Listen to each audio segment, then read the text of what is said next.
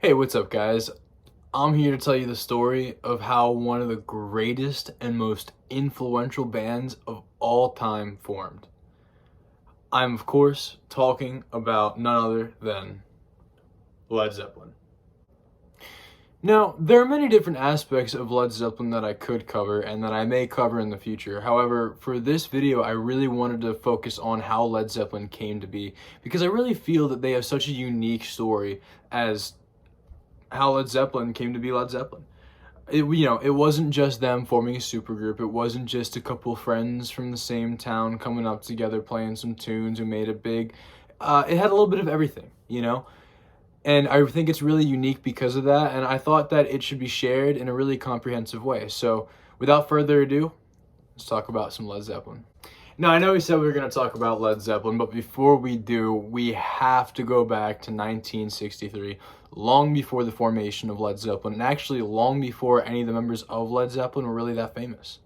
Now, many of you may be asking, why do we need to go all the way back to 1963? Well, that's because that's the year that the Yardbirds were formed. Now, the Yardbirds are one of the most influential rock blues groups of all time, and that is in huge part to Eric Clapton. Now, Eric Clapton was not an original member technically of the Yardbirds. He joined right after they formed, so many consider him to be one, but little disclaimer.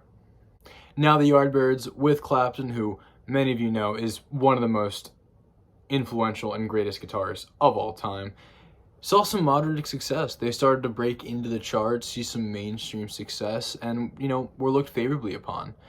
However, this all started to change a little bit when all of a sudden Eric Clapton left the band in 1965, citing the reasons because they were leaving behind and abandoning their blues rock influences and moving towards a more pop and radio friendly style of music, and that does not jive well with Clapton. Thanks to Clapton, the Yardbirds were seeing increasingly big success, but they lost their most influential guitarists.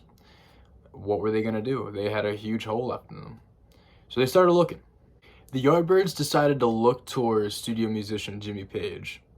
However, he was one of the most prominent studio musicians at that time frame and was very comfortable with where he was at. He was making a lot of money, living that rock star lifestyle without really having to push his own boundaries. He was in his comfort zone. So we'll get more on him later. Instead, Page recommended his friend and other studio musician, another all-time great guitarist, Jeff Beck. Beck gelled immediately with the Yardbirds. They went on to produce such hits as A Heart Full of Soul and For Your Love, and arguably saw the most success under his leadership. Beck would take the style of the Yardbirds and move it into a completely different direction than what Clapton previously envisioned. Instead of blues, he went towards more psychedelia and was actually a pioneer in that genre underneath the Yardbirds. Honestly, it could be argued that Jeff Beck had just as much of an influence on his genre as Clapton did on rock blues, albeit in just a different way. The Yardbirds continued to enjoy success up until one night in June of 1966, in which their bassist Paul Samuel Smith would unexpectedly quit the band and go on to have a nice career as a record producer, but unfortunately this left another big hole within the Yardbirds. Now, luckily, Jimmy Page was in attendance at this show. Jimmy Page joined the Yardbirds that one night as their bassist, and was actually offered a temporary spot as their bassist going forward until their rhythm guitarist Chris Dreja could learn the bass. Now, Page would accept the offer and would play the next few months with the Yardbirds on bass, with Chris Dreja and Jeff Beck on guitars. Now, Page would play the next few shows with the Yardbirds as their bassist up until one night when unfortunately Jeff Beck got seriously ill and they were left without another lead guitarist. Luckily, Jimmy Page used his experience as one of the most renowned studio musicians in England and stepped up to the plate and became their lead guitarist for the night and would continue the tour as their lead guitarist with Chris Dreja, who was learning bass at the time, moving over to bass full time. Beck would eventually recover, but I think everybody in the band realized that they had something special with Page. So they decided to keep Page on and kind of have a dual lead guitar setup. And they really created some special things. They sounded like they were out of this world. I mean, guitars sounding like UFOs and spaceships. It's otherworldly, and we'll get a little bit more on that later. Now, the sound the Yardbirds had was definitely unique and special, but they were spending less and less time in the studio, and their music was becoming more and more commercial and pop at that time. Psychedelia, especially as a genre, was really taking off in like the mid to late 60s, which really helped them gain a lot of traction. Now I'm going to get into one of the coolest parts of the formation of Led Zeppelin. One of the first iterations, actually the very first iteration of Led Zeppelin. Now, back in the late 60s in London, it was very common for musicians in that area to meet up, become friendly, jam out, have sessions.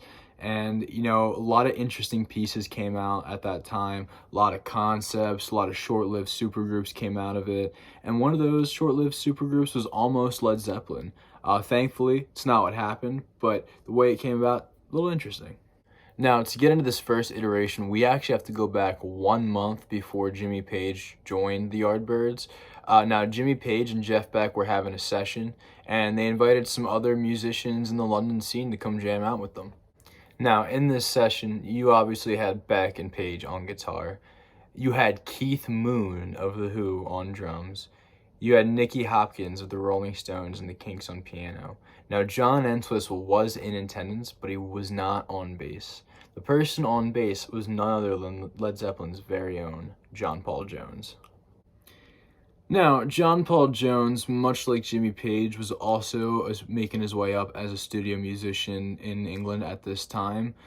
He would actually run into Page quite frequently on the scene.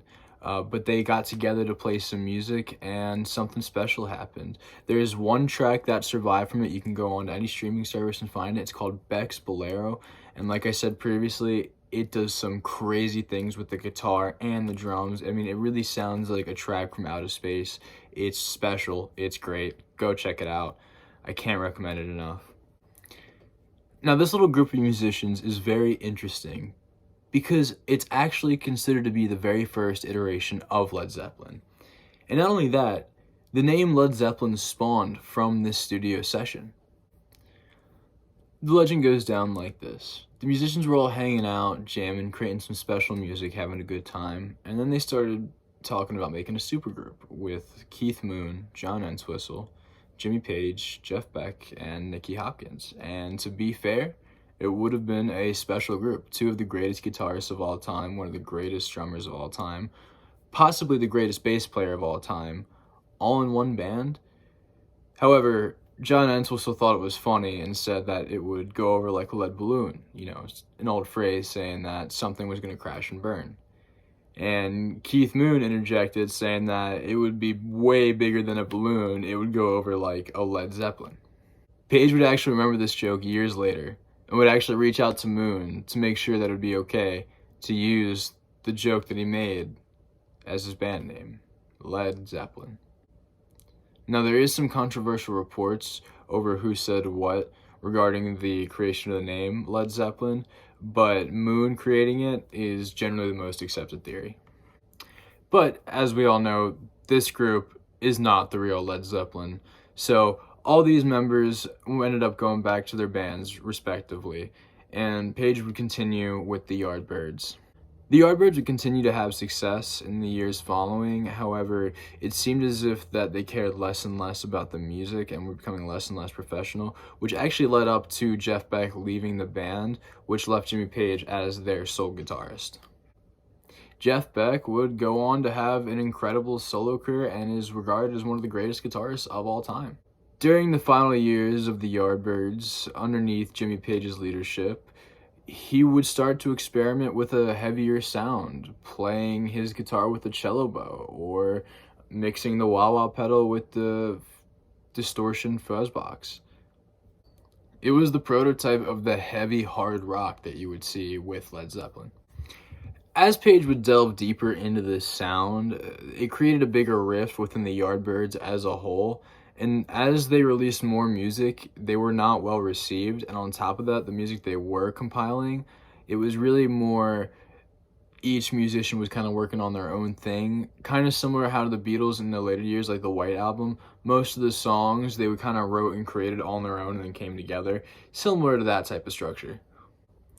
Page took more and more control over the band's sound and direction, taking it to a more experimental and heavy type of music rather than the folksy bluesy kind of music that the remaining founding members were looking to pursue. It was also at this time in 1968 where Jimmy Page would go on to write Dazed and Confused and actually played it with the Yardbirds at their final show in America and liked it so much and it was so well received live that he decided to put it onto Led Zeppelin's first album, Led Zeppelin 1.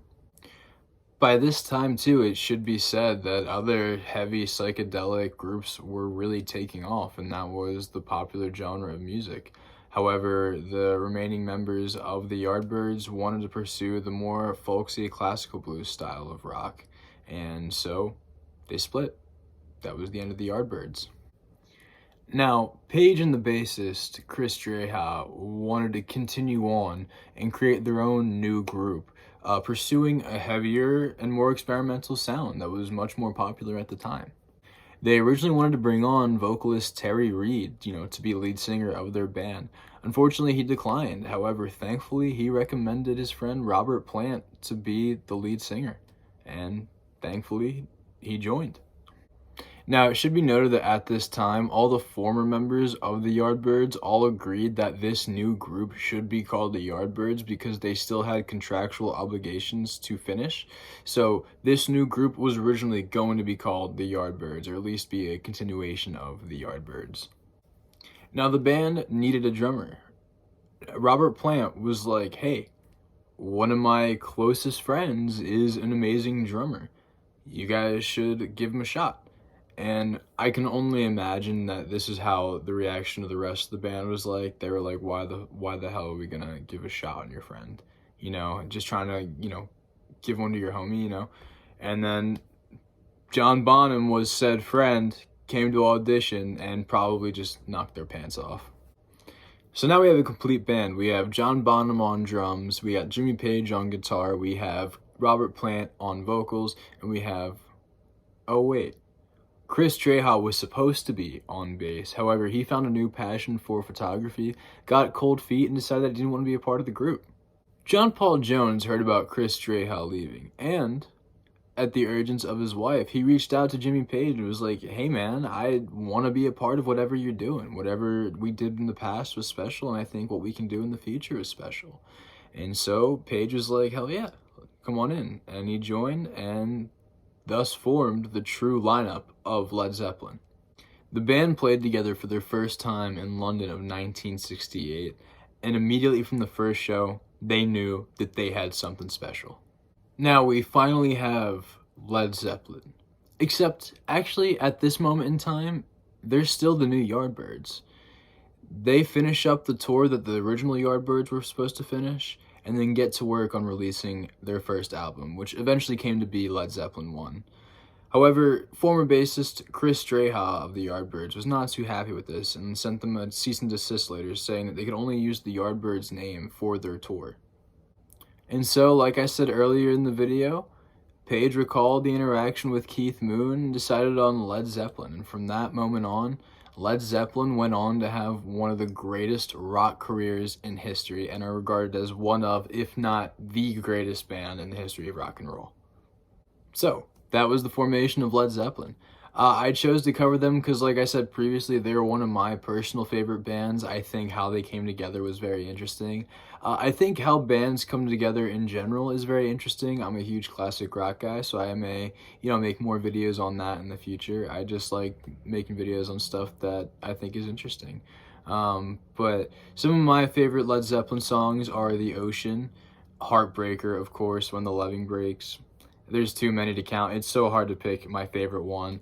But leave a comment down there saying what your favorite Led Zeppelin song is. Consider liking and subscribing if you enjoyed the video. And yeah, I hope you guys all have a good one. Thank you.